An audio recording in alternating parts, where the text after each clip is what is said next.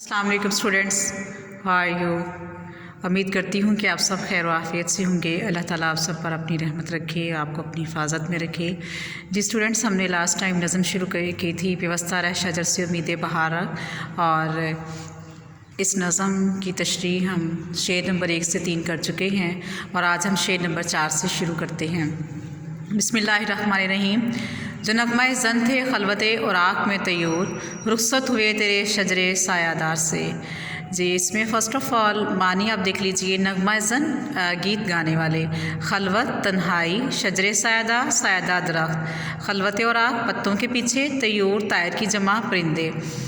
अब इसमें तयूर तायर की जमा है, आप इसका मफ़हूम जब देखेंगे तो इसमें है जो परिंदे सायादार दरख्त में बैठकर गीत गाते थे वो उड़कर चले गए। जब हम इसकी तशरीह करेंगे तो उसमें आप इस तरह से लिखेंगे कि शायर मशरक़ इस शेर में फरमाते हैं कि जब बाग में मौसमी बहार होता है तो शाखें सरसब्ज़ और फूलों से भरी होती हैं, परिंदे खूब आते हैं, चहचहाते हैं, अल्लाह ताला की हम्दो सना करते हैं, नगमे गाते हैं, दरख्तों के घने पत्तों में छुपकर अल्लाह की इबादत करते हैं। वो शोर मचा मचा कर दूसरी मखलूक को ये पैगाम देते हैं कि गाफिलो उठ जाओ, अजानों से फ़ज़ाएँ गूंज रही हैं, उठो मस्जिद का रुख करो और अपने ज़िम्मा सबसे अवलीन फ़र्ज़ अदा करो।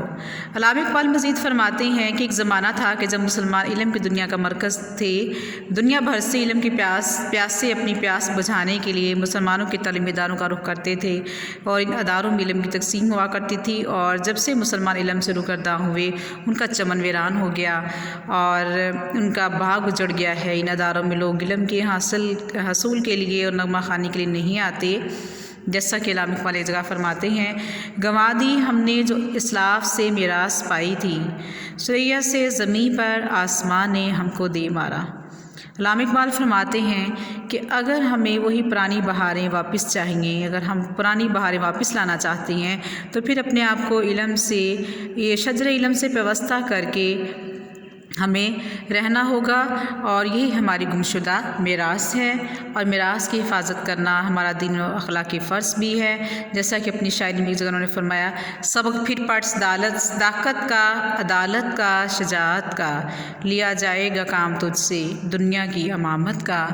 स्टूडेंट्स, आप इसको अगर आम से अल्फाज में देखें तो इसमें शायर फरमाते हैं कि वो परिंदे के जो दरख्तों की शाखों पर आकर बैठा करते थे, जब खूब रौनक हुआ करती थी और वो आकर बैठते, बोलते, चहचहाते थे, खूब शोरगुल होता था, रौनक होती थी, बाग आबाद नज़र आते थे।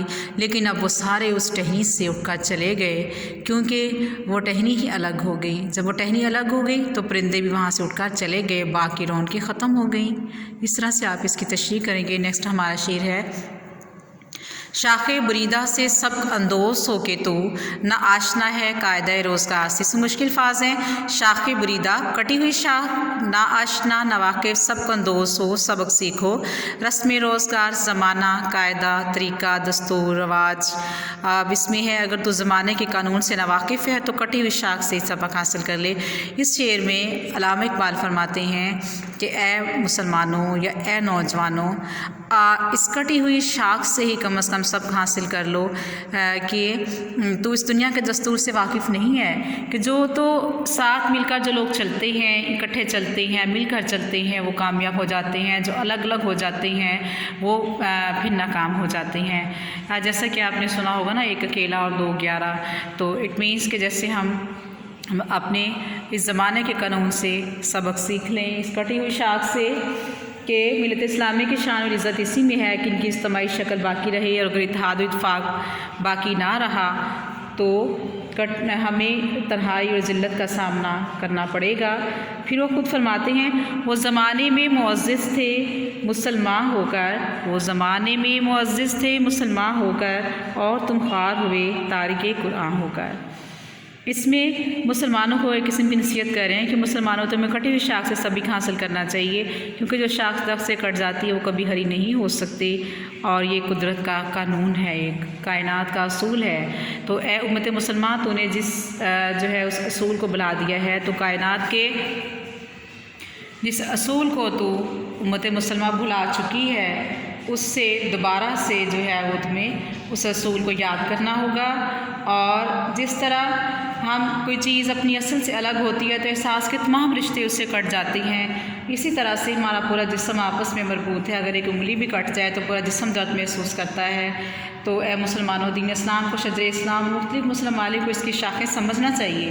اگر کوئی مسلم ممالک اپنی اس شجر سے جدا ہوگا تو اس کی حیثیت بھی اسی شاخ جیسی ہوگی جو اکیلی و تنہا ہو جاتی ہے۔ دراصل مثالیں نصیحت حاصل کرنے کے لیے دی جاتی ہیں، اور ہمیں اپنے اسلاف کے افکار و اعمال کے ساتھ پیوستہ رہنا ہے۔ اگر ہم پیوستہ رہیں گے تب ہم اپنے اسلاف کے جانشین کہلائیں گے، جیسا کہ اقبال ایک اور جگہ فرماتے ہیں، اپنی اصلیت پہ قائم تھا تو جمعیت بھی تھی، چھوڑ کر گل کو پریشان کاروانے بو ہوا، آبرو باقی تیری ملت کی جمعیت سے تھی، جب یہ جمعیت گئی دنیا میں رسوا تو ہوا۔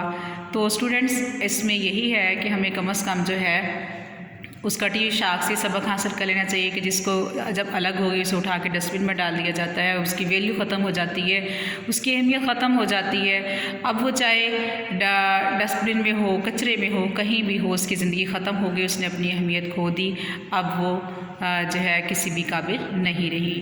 نیکسٹ ہے ہمارا شعر نمبر 6 ہے، ملت کے ساتھ رابطہ استوار رکھ، پیوستہ رہ شجر سے امید بہار رکھ۔ اس میں مشکل فاز ہے ملت، قوم، رابطہ، تعلق، پیوستہ، جڑا ہوا، ملا ہوا، استوار، قائم، مضبوط۔ اب اس میں مفہوم ہے ملت کے ساتھ تعلق برقرار رکھتے ہوئے پھر بہار کی امید کی جا سکتی ہے۔ علامہ اقبال کی شاعری کو ہم کہتے ہیں ایک امید کا پیغام دیتی ہے، یعنی کہ انہوں نے جتنی بھی شاعری کی اس میں اگرچہ کہ مسلمانوں کے حالات کیسے ہی ہوں امت مسلمہ کے، لیکن پھر بھی اس میں ایک امید کا پیغام پایا جاتا ہے۔ تو اس نظم کے آخری شعر میں بھی علامہ اقبال اسی طرح سے فرماتے ہیں کہ ملت کے ساتھ رابطہ استوار رکھ، یعنی کہ تمہیں اپنی ملت کے ساتھ مل جل کر رہنا ہے، اپنا رابطہ، اپنا تعلق مضبوط کرنا ہے، اس تعلق کو قائم رکھنا ہے۔ اگر تو اپنے اس کے ساتھ تعلق قائم رکھے گا، تعلق مضبوط رہے گا ملت کے ساتھ، تو پھر سے جو ہے بہار کی امید رکھی جا سکتی ہے، بشرط یہ کہ اگر درخت کے ساتھ مل کر رہو گے، جڑے رہو گے شجر اسلام کے ساتھ، شجر کے ساتھ مل کر رہو گے تو پھر سے بہار آ سکتی ہے، یعنی وہ دن دور نہیں کہ ہم پھر سے بہار نہ دیکھ سکیں۔ اس میں ہمیں ایک حوصلہ افزا پیغام دے رہے ہیں علامہ اقبال کہ ہم اپنے تعلقات کو مضبوط کریں، آپس میں تفرقے سے بچیں، انتشار سے بچیں اور اتفاق کو بڑھائیں، اپنے تعلقات مضبوط کریں تاکہ ہمارا ہر خواب حقیقت بن جائے۔ لیکن صرف ضرورت اس بات کی ہے کہ مسلمان خود کو اللہ اور اس کے رسول صلی اللہ علیہ وسلم کے احکامات کے مطابق ڈھال لیں اور آپس میں اتحاد و اتفاق سے رہنے کی کوشش کریں تاکہ اللہ تعالیٰ کی مدد و نصرت جو ہے وہ پھر سے حاصل ہو۔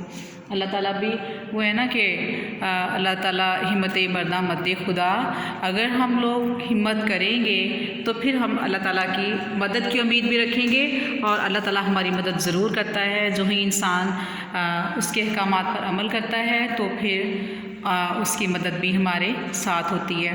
اس طرح آپ نے دیکھا قرآن پاک میں بھی جگہ جگہ جو ہے ہمیں ایک ہو کر رہنے، مل جل کر رہنے کا درس دیا گیا ہے، اور تاکہ ہم اللہ تعالیٰ کی جو رحمتیں ہیں اس کو سمیٹ سکیں۔ تو at the end of the نظم جو ہم نے آخری شعر پڑھا، اس میں بھی یہی پیغام ہے کہ ہمیں اپنی ملت کے ساتھ رابطہ رکھنا ہے، پہلے سے بھی زیادہ مضبوط کرنا ہے، اگر کہیں کوئی کمی بیشی ہے ہمیں اس کو دور کرنا ہے، ہمیں اپنے پاسٹ کو دیکھنا ہے اور پھر ہم نے اپنا فیوچر جو ہے اس کو بہتر بنانا ہے۔ اور پاسٹ میں جو کچھ ہم کر چکے ہو گیا، لیکن ہمیں اللہ تعالیٰ سے امید رکھنی چاہیے کیونکہ امید پر ہی دنیا قائم ہے۔ تو جب ہم محنت کے ساتھ، ہمت کے ساتھ کوشش کر کے ایک ہو کر چلیں گے تو ہم اپنی منزل ضرور حاصل کریں گے، ہم اپنا کھویا ہوا مقام ضرور حاصل کر سکتے ہیں۔ That's all students, hope so آپ کو سمجھ آ گئی ہوگی۔ It's okay, take care, if you have any problem you can discuss me, it's okay, اللہ حافظ۔